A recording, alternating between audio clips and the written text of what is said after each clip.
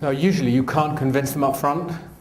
You know, they have a very fixed idea of what they want. But I mean, ever since we first started in business, we would, if the client had a very clear brief what he wanted, we would answer the brief. So this is what you asked for. Here's 3 concepts, but you could have this. And you rely on your ability to seduce them with what that brilliant thing is, to say, yeah, that's much better, why don't we do that? You know, but sometimes you're right, you have to do a lot of work, unpaid, not really on brief, in order to get their attention with that. And you know, I often see young designers, you know, they're busy reading the brief and they keep the brief next to them. And I say, don't do that.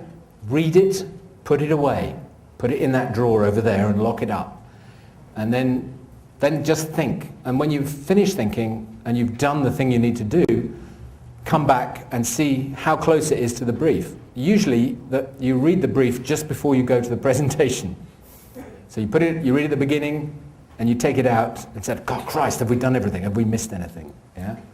And I think you need to free yourself from the brief, and that's true. That I think it's going to be true of the 10 touch points. Manufacturers that become partners in this project will give you a brief which is so tight you can't even move, you know. And the process of, I think, working through that brief, you have to gently persuade them that there's a better way. If you didn't, you'd never change a paradigm, because briefs are always written around existing paradigms, you know, and you have to be brave and go for it. Anybody else have any questions? Sure, you must have a question. Shrinking violets. Oh look, there's a lady at the back.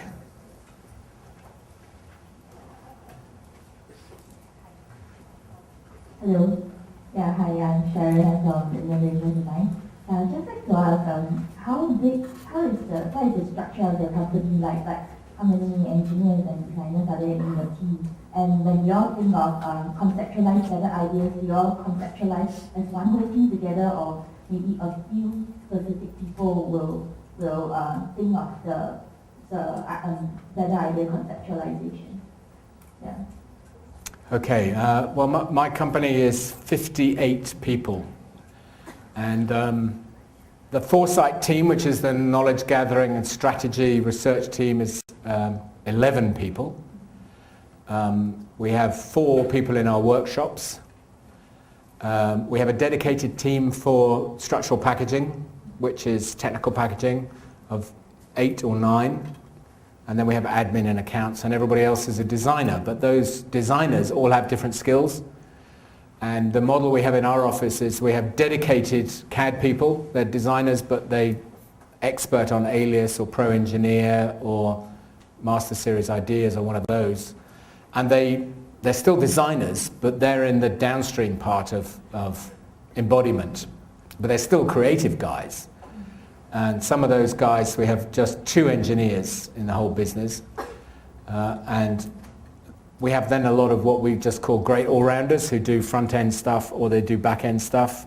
They can do pretty much anything, and what we're looking for is great all-rounders who can think at either end of that line.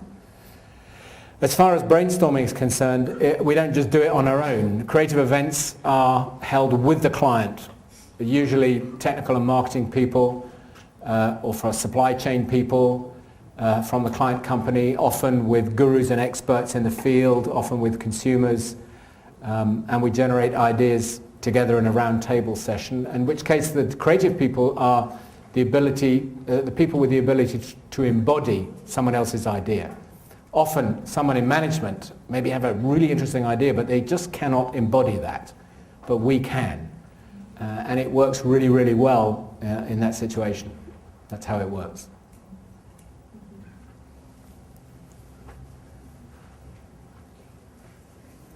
Oh God, Steve's going to ask me a killer question. Hi, Steve Aiken, Straits Times. No. Actually, I want to ask, how do you recruit talent, and what do you look for in a young designer?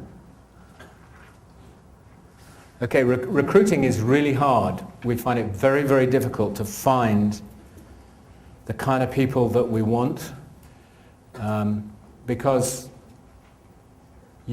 fundamentally you need people who can envision things. And actually, I passionately believe that one of the clues to that ability is an ability to draw. something which is dying in our design schools. If you can draw, you see things in your head. If you can draw, you learn to look. You know, life drawing, just drawing things, drawing forces your brain to perceive things in a different way. You learn to look at things. And drawing form and shape. This is why car designers are so good at drawing, because they really, really understand the form and the shape. So drawing is, anybody who can draw brilliantly, I can guarantee a job, pretty much, because they're rare as rocking horse shit these days. So drawing is very crucial, but you know, we expect all young designers to have a palette of skills. They need to be good on computers, driving Photoshop and Illustrator and 2D CAD and so on. Sometimes we hire dedicated 3D CAD people, but they tend to be a separate hire. We tend to be looking for people who think differently, but they've always got that ability to envision and embody what they're thinking. So great thinking is useless without great embodiment. So if you can do those two things, you have a chance of getting a job. Usually the question I most get asked by students is how much money do you earn? That's usually the... And I tell you, Michael Wolff, who founded the design company Wolff Olins, and he got so fed up with students coming up to him and saying, how much do you earn? And later on, freelance designers would say, how much should I charge? And he used to say that he would make every design student stand in front of the mirror and say $5,000 without kind of cracking up or wincing or looking really, really confident about what they were doing, because they were too hesitant about putting real value behind what they did when they were talking with clients. So you're not going to ask me that question, so... Any more questions? Okay, it's a guy here.